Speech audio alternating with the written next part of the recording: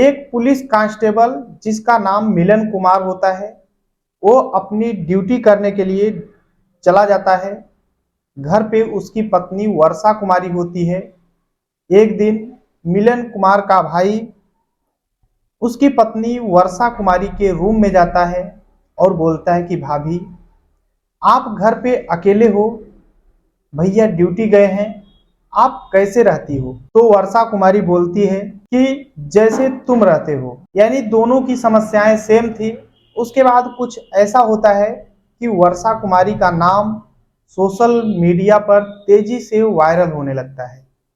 आखिर सभी लोग जानना चाहते थे कि उस रात वर्षा कुमारी के साथ हुआ क्या था। पूरी कहानी इस वीडियो में बात करूंगा, बस लास्ट तक बने रहो और देखते रहो। नमस्कार दोस्तों, मैं विजय शंकर पाल। इस वीडियो को लाइक करना, चैनल सब्सक्राइब करना। रोजाना शाम को 7 बजे हमारी एक नई वीडियो आती है, तो चैनल को सब्सक्राइब करके बेल आइकन को जरूर दबा लेना। बाकी आप लोग कहां से हमारी वीडियो देखते हैं कमेंट जरूर किया करिए, नेक्स्ट वीडियो में आप सभी का नाम जरूर लूंगा। तो चलिए स्टार्ट करता हूं। आज की जो सच्ची घटना सुनाने जा रहा हूं, ये है बिहार में एक जिला लगता है भागलपुर।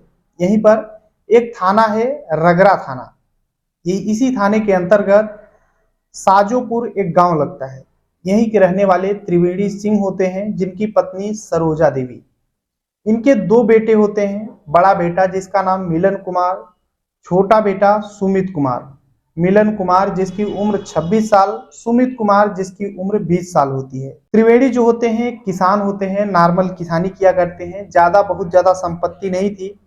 वो सोचते हैं कि अपने बच्चों को जो भी पैसा लगे, जो भी खर्चा लगे, उन्हें पढ़ाए लिखाएं और एक दिन मेरे बेटे कुछ करे, कोई सरकारी नौकरी पा जाए, जिससे मेरा भी नाम रोशन हो और पैसे भी आने लगे। मिलन कुमार पढ़ने में तेज तर्राक होता है। उसकी जो मेहनत है वो रंग लाती है और वो बिहार पुलिस में भर्ती हो जाता है और घर वाले सभी खुश होते हैं। त्रिवेणी सिंह जो होते हैं गांव में मिठाइयाँ बंटवाते हैं कि मेरा बेटा पुलिस में हो गया है। सभी खुश थे, मिलन कुमार भी खुश था। उसकी ड्यूटी सहरसा में लग जाती है। ट्रेनिंग होने के बाद सहरसा में ड्यूटी लग जाती है। अब मिलन कुमार ड्यूटी करने लगता है और अपने पिताजी का सहारा बन जाता है। माँ को भी पैसा देता है। अपने भाई सुमित को पढ़ाने लिखाने लगता है। अच्छी एक कॉलेज में उसका नाम लिखा देता है और पैसे पूरा देता है।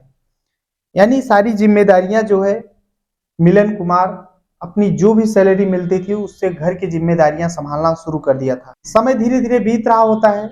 इधर जो त्रिवेणी सिंह होते हैं सोचते हैं कि क्यों न अपने बेटे मिलन कुमार का कहीं अच्छे जगह शादी कर दिया जाए। वो सोचते हैं कि ऐसे जगह शादी किया जाए जहां लड़की खूबसूरत हो, क्योंकि मेरा बेटा सरकारी नौकरी कर रहा है तो उसके लायक ही लड़की रहेगी तो अच्छा रहेगा। कई जगह से रिश्ता आता है, क्योंकि लड़का भी अब सरकारी नौकरी पा चुका था, तो अलग अलग जगहों से रिश्ता आने शुरू हो गए थे। तभी एक विजय सिंह नाम के व्यक्ति होते हैं, जिनकी पत्नी अंजू देवी होती हैं।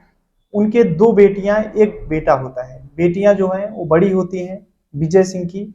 बड़ी बेटी जिसका नाम वर्षा कुमारी, जिसकी उम्र 22 साल। छोटी बेटी काजल कुमारी जिसकी उम्र 17 साल। बेटा होता है सर्वेश, 15 साल उम्र होती है। विजय सिंह जो है जमीन किसान थे, यानी जमीन जो होता है उसे जोतते बोते, इसी से उनका खर्च चलता था। लेकिन वो सोचते थे कि अपनी बेटियों का कहीं अच्छे जगह शादी करें। तभी वर्षा कुमारी की शादी करने के लिए सोचने लगते हैं कि कोई अच्छा लड़का मिल जाए जो सरकारी नौकरी कर रहा हो। तभी पता चलता है कि भागलपुर में रंगरा का साजोपुर के रहने वाले जो त्रिवेणी है, उनका बेटा मिलन कुमार पुलिस में है, बिहार पुलिस में। तो उससे रिश्ता तय करने की कोशिश करते हैं।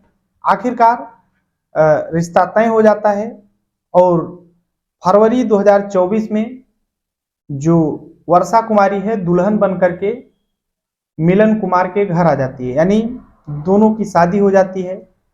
अब वर्षा कुमारी खुश थी क्योंकि उसका पति जो है बिहार पुलिस में था और मिलन कुमार भी बेहद खुश था क्योंकि उसकी पत्नी जो थी पढ़ी लिखी थी और देखने में बेहद खूबसूरत थी। आखिर जो वर्षा कुमारी है पत्नी बन जाती है मिलन कुमार की और दोनों खुश रहते हैं। धीरे धीरे समय बीतता है, शादी के लगभग 1 महीने बीत जाते हैं और मिलन कुमार जो है अपनी पत्नी से बोलता है कि अब मैं ड्यूटी जा रहा हूँ। तभी वर्षा कुमारी जो है वो बोलती है कि मैं भी आपके साथ चलूंगी, जहां आप रहेंगे वहीं मैं भी रहूंगी। आखिरकार मिलन कुमार जो है अपनी पत्नी की बात मानता है और अपने साथ ले जाता है। उसका सहरसा में पुलिस लाइन में सरकारी मकान उसे मिलता है और वहीं पर अपनी पत्नी के साथ रहता है और ड्यूटी भी करता है। समय धीरे धीरे बीत रहा होता है। इधर अभी हाल ही में इलेक्शन हुआ है, लोकसभा चुनाव का अंतिम चरण 1 जून को था और 1 जून में कैमूर में जो मिलन कुमार है इसकी ड्यूटी लग जाती है। तो पत्नी यहीं सरकारी आवास में ही रहती है पुलिस लाइन में सहरसा में, और कैमूर में जो मिलन कुमार है ये अपनी ड्यूटी करने के लिए चला जाता है। हमेशा पत्नी से अपने बात करता रहता है, क्या कर रही हो, खाना बनाई हो या नहीं, खाई हो या नहीं, यानी सब चीज बात करता रहता है, हाल चाल लेता रहता है। लेकिन दिन में उसकी 1 तारीख को जैसे ही सुबह होता है अपनी पत्नी के पास फोन लगाता है, लेकिन उसकी पत्नी जो है फोन उठाती नहीं है। दिन में कई बार फोन लगाता है लेकिन जो वर्षा कुमारी है वो फोन नहीं उठाती है। कई बार फोन लगाता है, धीरे धीरे करके 8-9 बज जाते हैं, सुबह से ही लगाता है फोन, लेकिन फोन जो है वर्षा कुमारी उठा नहीं रही थी। जो मिलन कुमार है सोचता है कि क्या हो गया, मेरी पत्नी आखिर फोन क्यों नहीं उठा रही है। जब भी मैं फोन लगाता था तुरंत के तुरंत फोन उठा लेती थी। तो मिलन कुमार अपने पड़ोसी कुछ होते हैं उनके पास फोन करता है, 2 लोगों के पास, और बोलता है कि मेरी पत्नी फोन नहीं उठा रही है, देखो कुछ अनहोनी तो नहीं हो गई है, एक बार बगल में जा करके देखो मेरे रूम पे। तो पड़ोसी जो हैं वो जाते हैं और देखते हैं कि जो रूम है वो बंद है दरवाजा।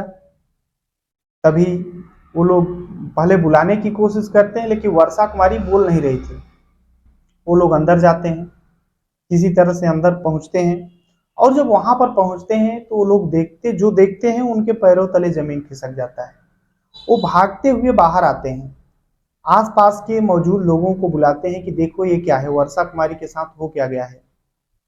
उधर मिलन कुमार भी फोन लगाया था पड़ोसियों के पास कि क्या हुआ क्या हुआ। तो वो लोग बताते हैं कि वर्षा कुमारी जो है इस दुनिया को छोड़कर जा चुकी है। उसके शरीर पर सही से कपड़े भी नहीं हैं और काफी मात्रा में खून बिखरा हुआ है। और जैसे ही मिलन कुमार फोन पे ये सब बातें सुनता है वो रोने लगता है और फौरन वहां से छुट्टी लेने की कोशिश करता है आने के लिए। और इधर जो आसपास के लोग हैं सभी लोग जुट जाते हैं और देखते ही देखते किसी ने पुलिस पुलिस तो वहां पर थी ही, थाना अध्यक्ष होते हैं श्री राम सिंह, वो आ जाते हैं। वहाँ के एसपी होते हैं हिमांशु, वो भी अपने टीम के साथ आ जाते हैं और जो डेड बॉडी है, जो लड़की है वर्षा कुमारी, उसकी डेड बॉडी को अपनी कस्टडी में ले लेते हैं। आखिरकार जांच पड़ताल शुरू हो जाती है। उधर सभी को पता दे दिया जाता है। तो वर्षा कुमारी के पिता विजय सिंह, इधर त्रिवेणी सिंह जो मिलन कुमार के पिताजी हैं, यानी जो वर्षा कुमारी है उसके सास ससुर पिता सभी आ जाते हैं, माँ सास सभी लोग आ जाते हैं और सभी लोग रोने लगते हैं, सोचने लगते हैं कि आखिर हुआ क्या, किसने इस दुनिया से हटाया इसको, या फिर किसी ने तो कुछ किया जरूर है। आखिरकार पुलिस भी अपनी टीम के साथ, फोरेंसिक टीम, डॉग स्क्वाड, ये सब आ जाती है। एसपी हिमांशु जो होते हैं ये 3 टीम बनाते हैं अलग अलग और जांच पड़ताल शुरू कर देते हैं। तेजी से जांच पड़ताल करते हैं, सभी से पूछताछ करते हैं। तो कोई कुछ बता नहीं रहा था, सभी लोग बोल रहे थे कि हमें नहीं पता आखिर क्या हुआ है। तो यहाँ पर रहती थी, अपने पति के साथ रहते थे, और पति भी ऐसा कि चुनाव में गए थे, आखिर कोई तो है बाहरी, इस तरीके से सभी अंदाजा लगा रहे थे। इधर जो विजय सिंह होते हैं यानी वर्षा कुमारी के पिताजी, ये बोलते हैं कि साहब मुझे तो डाउट मेरे दामाद और मेरे समधी जो हैं और मेरी जो बेटी है इसके सास ससुर के ऊपर मेरा जो शक है वही है, क्योंकि ये लोग बहुत परेशान करते थे। आखिरकार पुलिस ऐसे तो कुछ कर नहीं सकती थी, अलग अलग एंगल से जांच कर रही थी। सीसीटीवी कैमरा निकाला जाता है और जब सीसीटीवी कैमरा निकाला जाता है तो उसमें जो मिलन कुमार का भाई होता है सुमित कुमार, ये सीसीटीवी कैमरा में आते हुए दिख जाता है और जाते हुए भी दिख जाता है।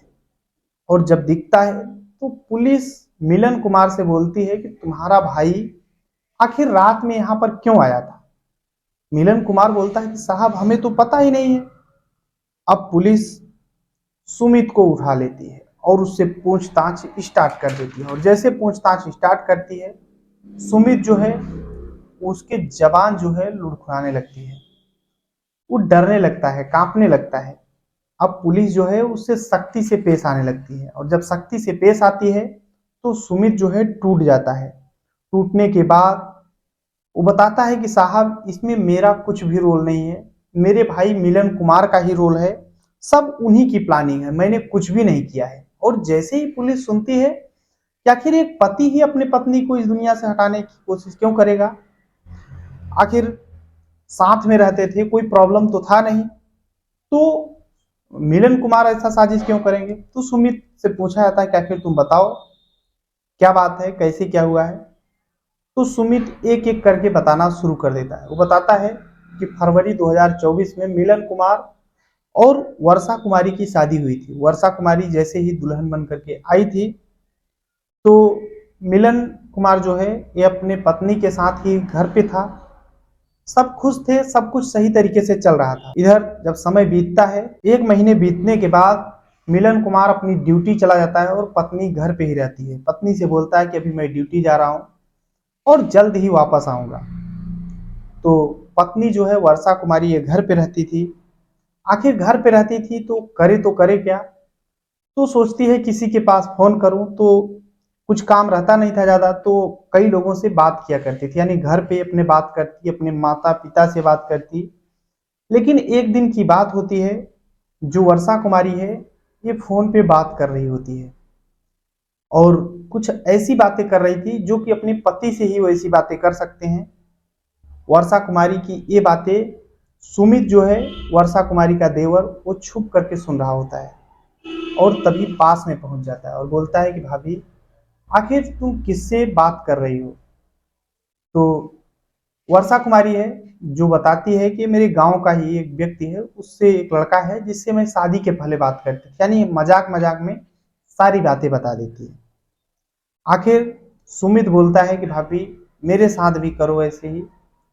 तो वर्षा बोलती है कि नहीं, ये सब नहीं हो सकता है, मैंने उससे, उस लड़के से, वो मेरा फ्रेंड था, मैं सिर्फ बात करती थी, मैंने कभी गलत काम नहीं किया है, और तुम भी मेरे देवर हो, तुमसे भी मैं सिर्फ बात कर रही हूँ, कभी मैं गलत नहीं कर सकती हूँ। जब इस तरीके से सुमित सुनता है तो सुमित बोलता है कि भाभी देखो, अगर मेरे साथ शारीरिक संबंध नहीं बनाओगी तो मैं भैया को सारी बातें बता दूंगा और बोलूंगा कि तुम्हारे पास कोई बॉयफ्रेंड है। तो वर्षा कुमारी बोलती है कि देखो, चाहे जो भैया से बता दो, मुझे फर्क नहीं पड़ता है, लेकिन मैं गलत काम नहीं कर सकती हूँ। वर्षा स्पष्ट मना कर देती है। सुमित जो है अपने भाई के पास फोन लगाता है और बोलता है कि भैया आप ड्यूटी में हो, भाभी यहाँ दूसरों से वीडियो कॉलिंग बात करती हैं, यानी थोड़ा बढ़ा चढ़ा करके बताता है सारी बात। अब मिलन कुमार बहुत ज्यादा गुस्सा होता है, अपनी पत्नी के पास फोन लगाता है और 4 बातें सुनाता है अच्छी तरह से। वर्षा कुमारी बोलती है कि ऐसा कुछ भी नहीं है, समझाती है अपने पति को, लेकिन मिलन कुमार जो है समझने का नाम नहीं लेता है। वो घर पे आता है छुट्टी लेकर के और अपने पत्नी को बोलता है कि तुम मेरे साथ चलो, अपने साथ ले जाता है और सहरसा पुलिस लाइन सरकारी आवास में रहने लगता है, वहीं से ड्यूटी करता है। धीरे धीरे टाइम बीत रहा होता है, लेकिन एक दिन जब ड्यूटी से आता है मिलन कुमार तो देखता है कि उसकी पत्नी वाकई में किसी से वीडियो कॉलिंग पे बात कर रही है। और जब पास पहुंचता है कि पूछता है कि ये कौन है, तो वर्षा कुमारी बताती है कि मेरा फ्रेंड है, कॉलेज का फ्रेंड है। तो मिलन कुमार बोलता है कि तुम किसी और से बात नहीं कर सकती हो, यानी इन्हीं सब चीजों को लेकर के दोनों में बहस हो जाता है। लेकिन अब जो बहस है धीरे धीरे रोजाना बढ़ता रहता था, रोजाना झगड़ा होता था, लड़ाई होता था दोनों में। एक दिन जो वर्षा कुमारी है बोलती है कि मैं अपने फ्रेंड से बात करूंगी, जो करना हो कर लो। तभी मिलन कुमार सोचता है कि अब तो इसे इस दुनिया से हटाना ही होगा। सुमित से बोलता है कि सुमित, अब जो पानी है सिर से ऊपर जा रहा है, मुझे इस दुनिया से हटाना होगा, तुम्हें मेरा हेल्प करना होगा। सुमित बोलता है कि भैया बताओ क्या करना होगा, मैं तो जो कहोगे वो करूंगा।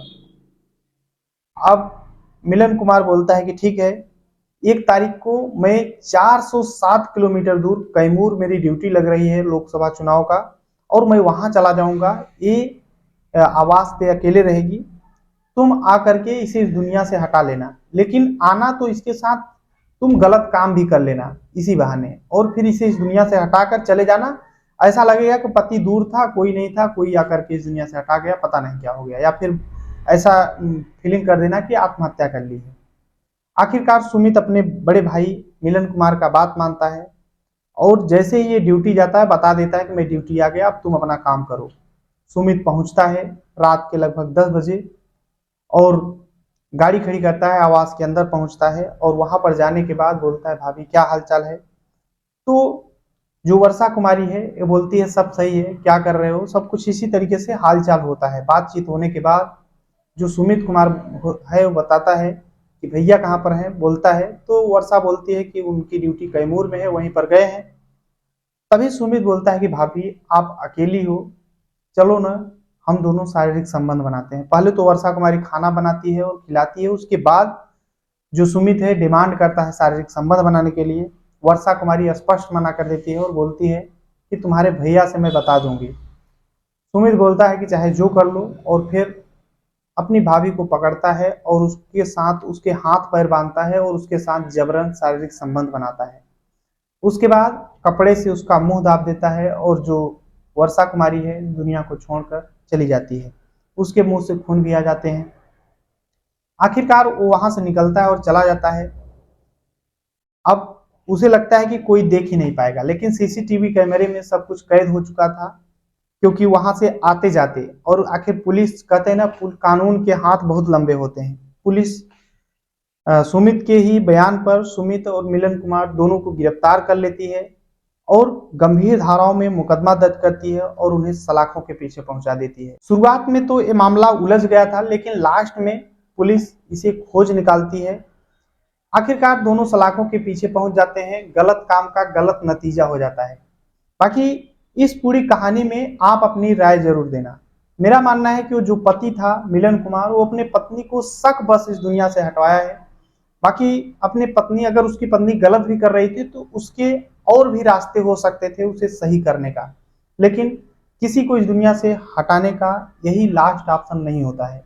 बाकी आप लोग अपनी राय जरूर देना है। पूरी कहानी सुनाने का उद्देश्य किसी को परेशान करना है, दुख पहुंचाना नहीं है, बल्कि आप सभी को जागरूक करना है। जहां भी रहें अपना और अपनों का ख्याल रखें, सुरक्षित रहें।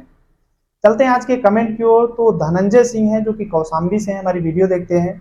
अब्दुल समाद खान है जो कि शिवपुरी मध्य प्रदेश से रहने वाले हैं। परमानंद गंगवार हैं जो कि बरेली उत्तर प्रदेश से रहने वाले हैं। इंद्रवीर सिंह पाल हैं। गणपत राय विश्नोई हैं जो कि फागलिया से हैं। और समा खान है जोधपुर से। AK अग्निहोत्री प्रयागराज उत्तर प्रदेश से हैं। तो सभी को तहे दिल से शुक्रिया। मिलते हैं इस वीडियो में, तब तक के लिए जय हिंद, वंदे मातरम।